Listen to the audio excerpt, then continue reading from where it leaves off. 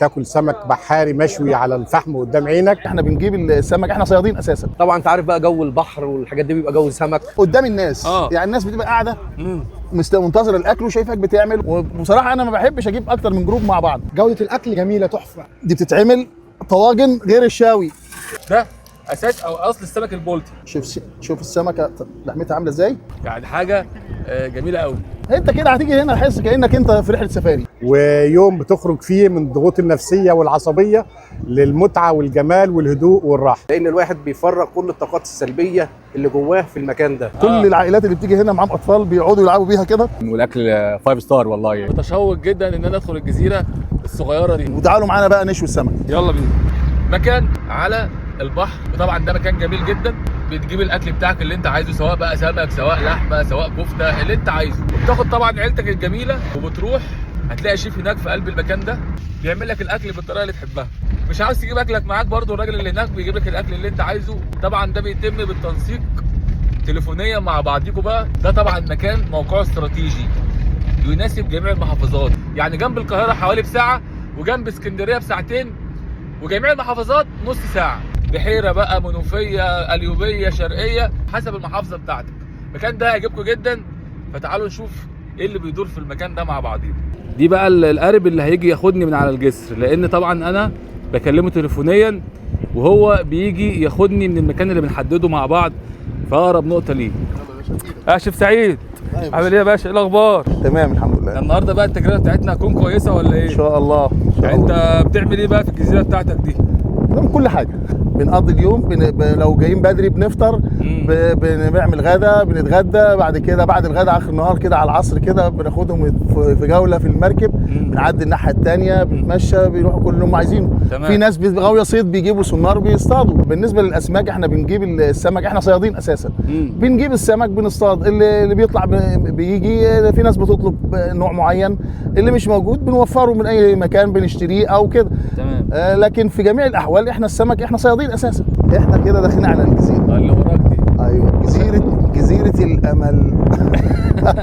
متشوق جدا ان انا ادخل الجزيره الصغيره دي. هي شكلها صغير من بره كده، لكن لما تخش وتشوف هتلاقي الموضوع كبير يعني. اتمنى ذلك ان شاء الله. يلا بينا. صدفه النهارده ان الكراكات تبع وزاره الري بتنظف في النيل، والميه شكلها مش احسن حاجه حوالين الجزيره يعني. بس دي حته في خلال يوم واحد الميه هترجع لطبيعتها بعد التطهير. يعني في خلال يوم واحد بالظبط ان شاء الله ده هيرجع لطبيعته زي ما شفنا قدام واحنا بنلم السمك كده.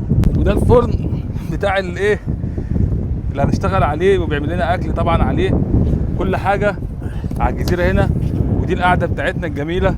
بس لما نفتحها بقى كل حاجه على الارض، وكل حاجه على الطبيعه، وكل حاجه على الميه. احنا جبنا بقى السمك اهون عشان نبتدي نعمل السمك ونشويه.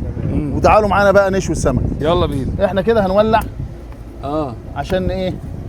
نشوي. عشان نشوي بقى. انت بالصلاه على النبي جايب خشب برتقاني ايه؟ طبعا يا باشا. انت تعيش يوم مش عادي. انت بالزبط. عارف شفت رحلات السفاري؟ انت كده هتيجي هنا تحس كانك انت في رحله سفاري. ايوه. في ناس كتير بتقع وبعد ما بتقع بتنبسط انها وقعت. بالظبط. بحس ان هم كانوا عايزين يقعوا. والله سبحان الله. بعد ما بيقعوا يقول لي طب سيبنا بقى ونكمل عوم. طبعا كل حاجه بتستوي هنا على الخشب زي ما احنا شايفين، ولا في بوتاجاز بقى ولا غاز، لاننا في عرض البحر. احنا كده هنبتدي نعمل التتبيله بتاعه السمك اللي هنتبل بيها السمك. اولا هنحط ثوم، ملح. اهم حاجه الثوم في التتبيله بصراحه.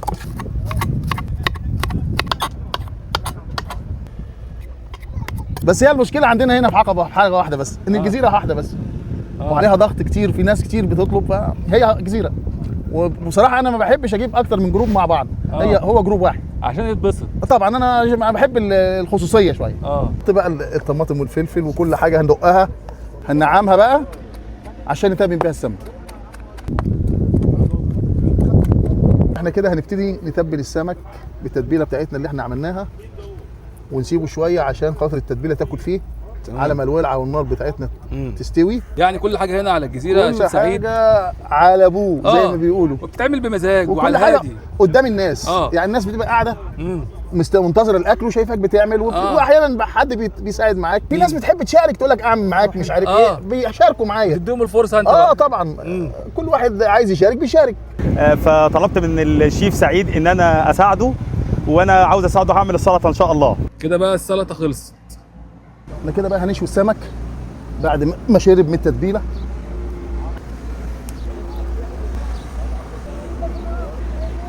انما احنا بنشوي السمك بقشره عشان ما نحتاجش رد. السمك بقشره عادي ما بيلزقش وبيبقى زي الفل.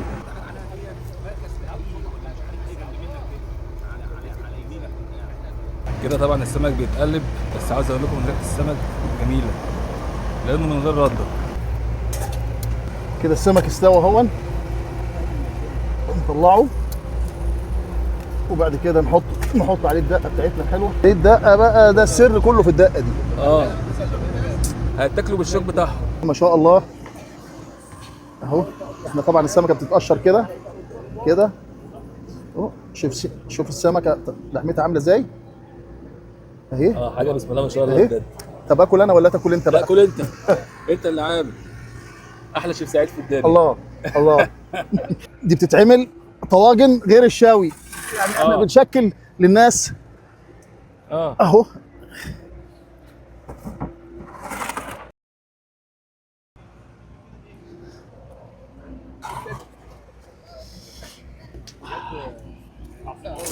يا حاجه بسم الله ما شاء الله. طواجن ايه اللي بتودي سخنه فعلا.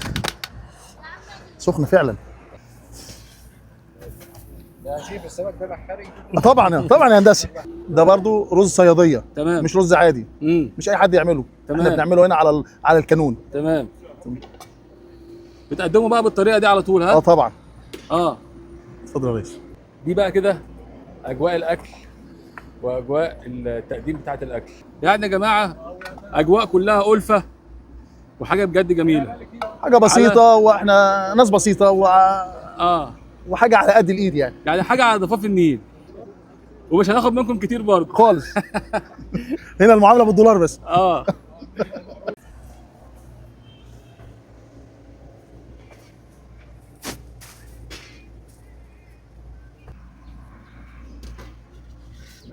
عم فتحي اتفضلوا يلا تعالوا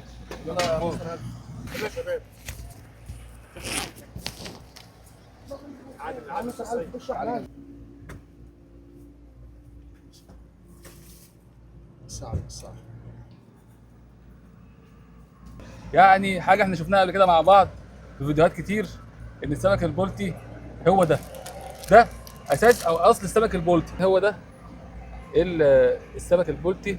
شايفين فص السمك عامل ازاي؟ يعني حاجه مش هنشوفها كتير قوي غير هنا على جزيره الامل.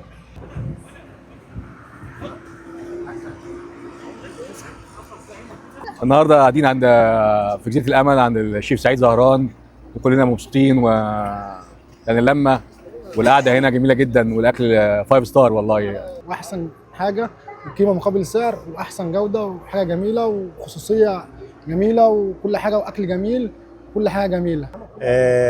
بنرجع يوم من ايام زمان، تاكل سمك بحاري مشوي على الفحم قدام عينك، طواجن من الفرن على احلى مستوى، ويوم بتخرج فيه من الضغوط النفسيه والعصبيه للمتعه والجمال والهدوء والراحه. طبعا استمتعنا النهارده في الجزيره بالاكل المتميز من الشيف سعيد، وطبعا مكان جميل وطبيعه خلابه بترجعنا تاني. بترجع الواحد ل 20 30 سنه ورا يعني. احنا هنا في جزيره الامل عند الشيف سعيد زهران، الراجل مستضيفنا احلى استضافه. طبعا انت عارف بقى جو البحر والحاجات دي بيبقى جو سمك، فالراجل قام معانا بكل الواجب في جزيره الامل في تفانى العزب. النيل فيه فرعين اتنين، فرع رشيد وفرع دمياط. اللي احنا موجودين فيه دلوقتي موجود دي فرع دمياط، فجاي من الكيلو 5 من قطر الخيريه وصل لدمياط. كده بقى ايه، خلصنا رحلتنا النهارده وهنبدا نرجع للمرسى بتاعنا تاني. اني اتيت لحيكم متضرعا ارجو الرضا والعفو ثم سماحه. روحي لكم قد بعتها وربحت فيها رباحه. تبا لواش جاء ينشر وشه بين الاحبه لا اراه الله فلاحا. الله